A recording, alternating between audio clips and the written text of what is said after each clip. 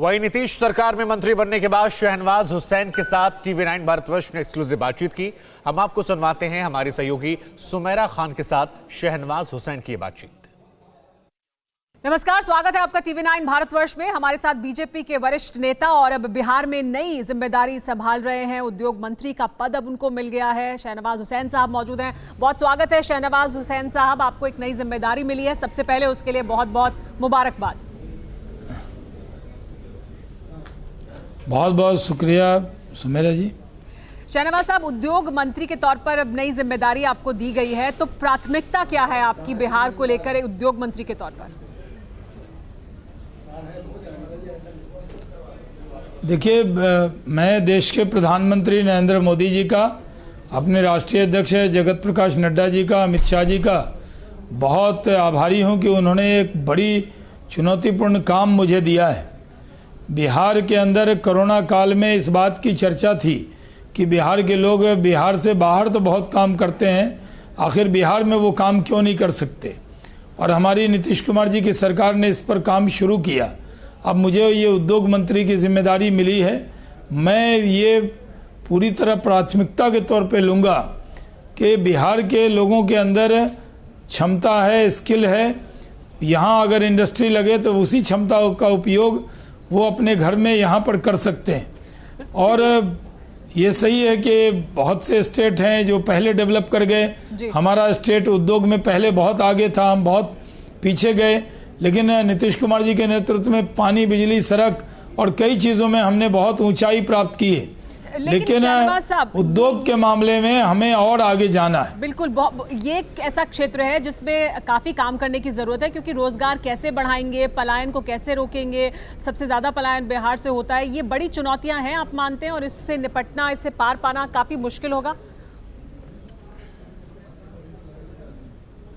नहीं, देखिए, ये बहुत चुनौतीपूर्ण काम है।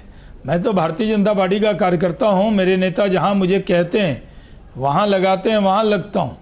हमें कहा, आप तो सुमेरा जी आई थी कश्मीर के अंदर, मेरी पार्टी ने कहा जाओ कश्मीर और कमल खिलाओ। वहाँ देखिए, हमने कमल खिलाया, और हमारी पार्टी ने आदेश दिया जाओ बिहार और यहाँ उद्योग लगाओ। यहाँ भी उद्योग लगा के दिखाएंगे। यहाँ भी बिहार को, जो कहा जाता है कि बिहार के लोग सिर्फ मजदूरी करने या स्किल वर्कर बाहर जाते हैं, ऐसा माहौल बनाएंगे कि बिहार के अंदर रोजगार के साधन हो, बिहार के अंदर क्षमता है, उसका पूरा दोहन करेंगे। नरेंद्र मोदी के सपनों का बिहार बनाएंगे नीतीश कुमार जी के नेतृत्व में। आपने कहा कि जिम्मेदारी दी गई थी, कश्मीर भी गए थे कमल खिलाने के लिए, वहां पर भी आपने काम कर कर दिखाया। बिहार में जिम्मेदारी दी गई है, लेकिन जो बिहार की जिम्मेदारी है, इसे पश्चिम बंगाल से जोड़कर भी देखा जा रहा है। पश्चिम बंगाल में क्या इसका असर होगा? वहां के मुसलमानों का दिल जीत पाएंगे? क्योंकि सबका साथ, सबका विश्वास, ये नारे तो बहुत हैं, लेकिन क्या वाकई मुस्लिम समाज को साथ ला पाएंगे? क्या ये भी एक बड़ी जिम्मेदारी है आप पर? देखिए, मैं बहुत दिनों से भारतीय जनता पार्टी में 1986 से काम करता हूं। मुझे काम करते हुए कभी एहसास नहीं हुआ कि भारतीय जनता पार्टी कभी मुस्लिम समाज या किसी समाज के विरोध में है, लेकिन परसेप्शन बना दिया गया। और प्रधानमंत्री नरेंद्र मोदी तो इन चीज़ों से बहुत ऊपर सोचते हैं। वो सबका साथ, सबका विकास, सबका विश्वास और सर्वधर्म समभाव में यकीन रखते हैं। और भारत का सौभाग्य है कि एक ऐसे प्रधानमंत्री हैं जो सबको साथ लेकर चलना चाहते हैं, उन्हीं का विजन है। तो बंगाल में भी जहां चुनाव होगा मैं ज़रूर जाऊंगा। मैं हूं तो बीजेपी का कार्यकर्ता, कहीं चुनाव हो क्या मैं चैन से बैठूंगा। और उन इलाकों में, चाहे वो हिंदू इलाका हो, मुस्लिम इलाका हो, आप सुमेरा जी जानती हैं कि मैं किशनगंज, जहाँ 70% मुस्लिम आबादी रही, मैं वहाँ से सांसद रहा हूँ। जहाँ 85% हिंदू आबादी रही, जहाँ कभी दंगा हुआ था भागलपुर में कांग्रेस के दौर में, वहां मैंने मोहब्बत के फूल, कमल खिला के दिखाए थे। क्योंकि तो हम लोगों ने तो सब जगह काम किया है, सब समाज का विश्वास जीता है। अब बंगाल में भी जीत कर दिखाएंगे। बिल्कुल, क्योंकि एक नई चुनौती, जहां बिहार में आपके पास एक बड़ी जिम्मेदारी है, वहीं बीजेपी के सामने एक बड़ी चुनौती पश्चिम बंगाल भी है। और ये भी लगातार कहा जा रहा है कि यहाँ पर तो आपको जिम्मेदारी दी ही गई है, लेकिन बीजेपी को उम्मीद है इसका असर पश्चिम बंगाल में भी होगा। लेकिन वहां तो ओवैसी भी है, ओवैसी को बिहार में भी सीटें मिल गई 5, वहां पर भी वो चाह रहे हैं कि उनको कुछ मिल जाए। वहां ममता बनर्जी भी है, उनकी भी अपनी एक पैठ है। तो क्या वहां पर भी कुछ असर हो पाएगा?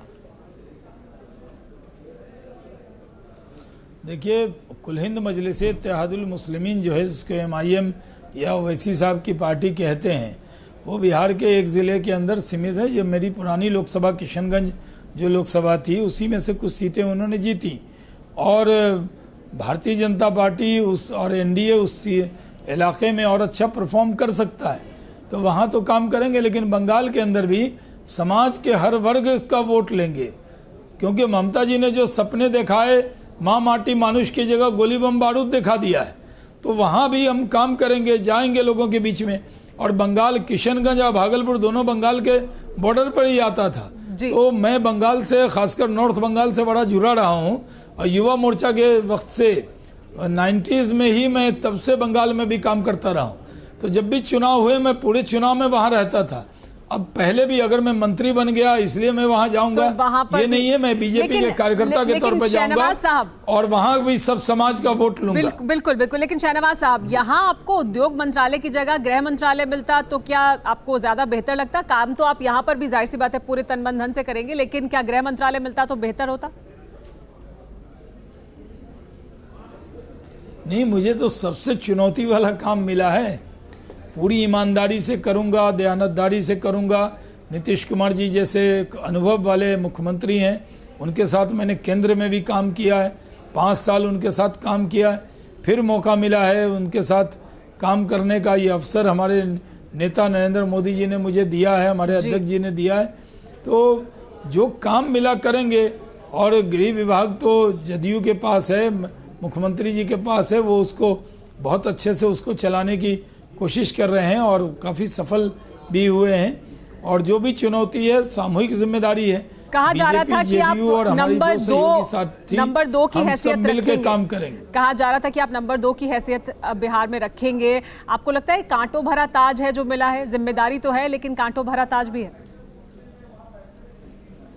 नहीं, मैं नंबर 2 की हैसियत का, देखिए सुमेरा जी, सवाल नहीं है। मैं तो नीचे से नंबर 2 मानता हूँ अपने आप को, तब भी मैं काम करूँगा। मुझे कोई नंबर में यकीन नहीं है। आप काम अच्छा करेंगे तो आप बहुत आगे रहेंगे। और आज तो मेरा ओथ पहले नंबर पर हुआ है, तो आप मुझे 2 नंबर पर कैसे कह सकती हैं? लेकिन शहनवाज साहब, आपको जो मंत्रालय मिला है उसमें सुशील मोदी जी का एक बयान था चुनाव के दौरान, लैंडलॉक्ड स्टेट है बिहार, यहाँ पर इसलिए उद्योग नहीं आ पाए हैं, और इसको बहुत ज्यादा तेजस्वी यादव और बाकी तमाम नेताओं ने मुद्दा बनाया था। तो उससे भी पार पाना है आपको? नहीं, लैंडलॉक स्टेट तो है ही, समंदर का किनारा नहीं, लेकिन गंगा जी बहती है यहाँ से। गंगा की धारा में आप जानते हैं नितिन गडकरी जी, इसके अंदर पूरी तरह माल ढुलाई कैसे हो, जी शहनवाज साहब, करेंगे तो हम इसी को समंदर मान लेंगे। ठीक है, तो इसी को आप यहीं से आप सोना पैदा करेंगे, यहीं पर आप सब कुछ करेंगे। हम उम्मीद करते हैं कि आप जो वादा कर रहे हैं और जो आप दावा कर रहे हैं वो आप कर पाएं। बहुत शुक्रिया TV9 भारतवर्ष से बात करने। न्यूज़ टॉप 9 रोज सुबह 7 बजे और शाम 7 बजे सिर्फ TV9 भारतवर्ष पर।